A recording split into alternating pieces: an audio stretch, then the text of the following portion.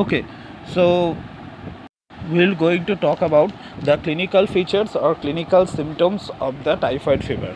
So this total typhoid fever can be divided into 4 stages. Each stage take a entire week. Okay, the stage 1, which is during the first week of infection, so there will be a slowly rising stepladder formation of temperature for first 4 to 5 days. Then abdominal pain, myalgia, malaise, headache, constipation, relative bradycardia are observed. Then at the end of the first week, there is a characteristic symptoms of the typhoid that will also going to help us to diagnose them. That is the rose spot may appear on the upper abdomen and on the back of the purse. Okay, this is very important, right? So whenever they will talk about to write symptoms of the typhoid fever, please write about the rose spot because it is the characteristics one. Okay, now cough, splenomegaly, abdominal distension, tenderness, and diarrhea are also included.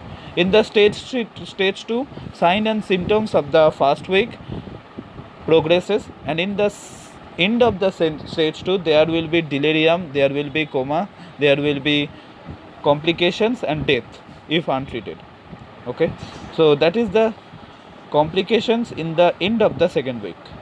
Now at the stage 3, which is at the third week, febrile become toxic and anorexic observed, typhoid state observed, which includes apathy, confusion, and psychosis. Significant weight loss, high risk 5 to 10% of the hemorrhage and perforation that may ultimately cause death. Okay, so stage 3 is the point when most of the untreated typhoid patients will die. But if someone can enter at the 4th stage, then improvement in the fever, mental state, abdominal distension observed, right? And intestinal and neurological complication may also still occur in some surviving untreated individuals.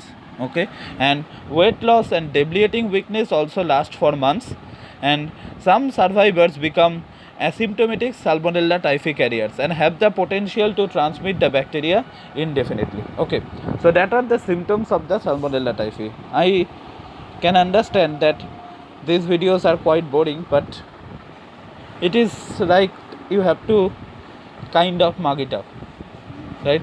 There is nothing to understand. That is the problem. Now let's talk about the paratyphoid fever. Paratyphoid fever is quite less problematic than the typhoid fever because the course tend to be shorter and milder than the typhoid fever. Okay, and the onset include more abrupt and with acute enteritis. Okay, and the rash may be abundant and the intestinal complications is less frequent. So short question may come from what do you mean by paratyphoid fever. So paratyphoid fever is the situation which is milder and shorter than normal typhoid fever.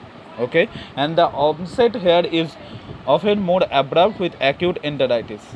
Rash may be more abundant and the intestinal complication is less frequent. Okay, so that is all about the paratyphoid fever. So this was the video for the symptoms of the typhoid fever. In the next video we will going to talk about an interesting thing. I think you can enjoy that video, that is Widal test we will going to talk about. Okay.